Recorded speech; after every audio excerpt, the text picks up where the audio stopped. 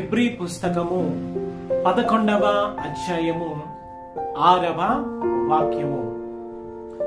దేవుని యొద్దకు వచ్చువారు ఆయన ఉన్నాడనియు తనను వెతుకు వారందరికీ ఫలము దయచేయువాడని నమ్మవలెను. ఆమేన్. ఈ రోజున నీవు దేవుని యొద్దకు వస్తూ ఉన్నావా? నీవు దేవుణ్ణి వెతుకుచున్నావా? అయితే దేవాది దేవుడు నీతోనే మాట్లాడుతూ ఉన్నాడు.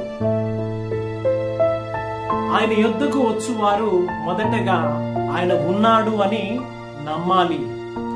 రెండవదిగా తను వెతుకు వారందరికీ ప్రతిఫలము, దీవెన, ఆశీర్వాదము కలుగజేస్తాడని సంపూర్ణముగా విశ్వసించాలి. ఆమేన్.